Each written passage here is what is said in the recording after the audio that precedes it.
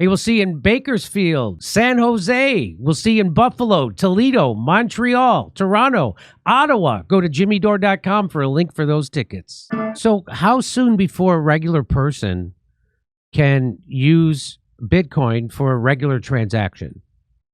It depends on where you live in the world. So in countries around the world, like El Salvador, or in other countries around the world, people use Bitcoin all the time. Really? So they go into like a grocery store, or they go to a pupusa stand and they can use Bitcoin?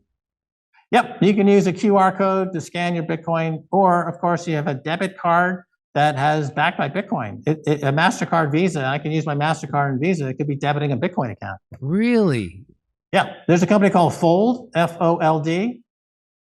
I have a relationship with them. It's run by a guy named Steve Reeves. He's a fantastic entrepreneur. They just went public.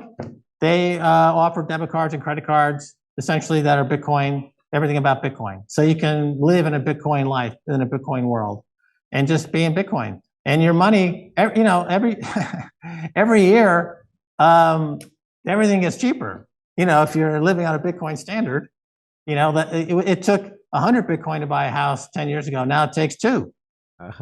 Wow. Okay. Okay.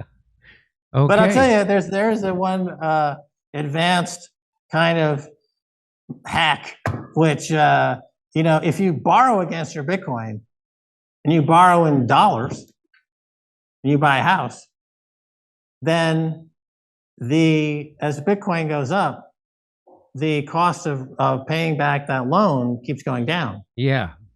So, your basis keeps dropping.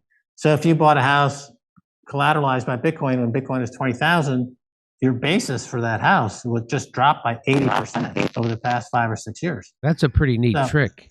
If you come to El Salvador where the economy is growing, so you're buying a house where the market's already growing 10, 15, 20% a year, and you're collateralizing that purchase using Bitcoin, you're making 100% of your Bitcoin and 20 or 30% on the house.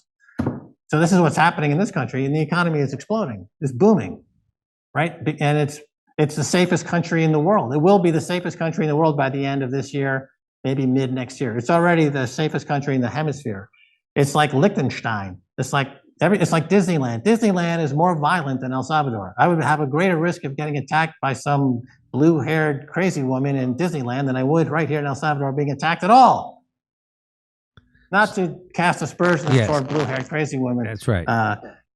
Jimmy, I don't want to that's right. Cause any problems. Okay. All right. Well, this is all fascinating to someone like me. I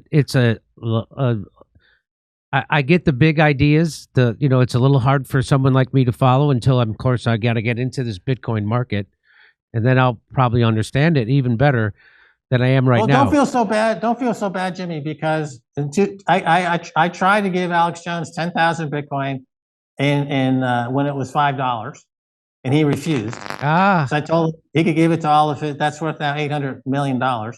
And he said it was no, he for whatever reason.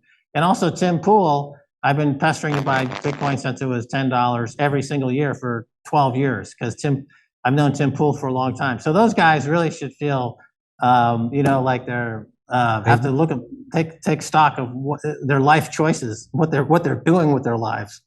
Hey, we'll see you in Bakersfield, San Jose. We'll see you in Buffalo, Toledo, Montreal, Toronto, Ottawa. Go to jimmydore.com for a link for those tickets.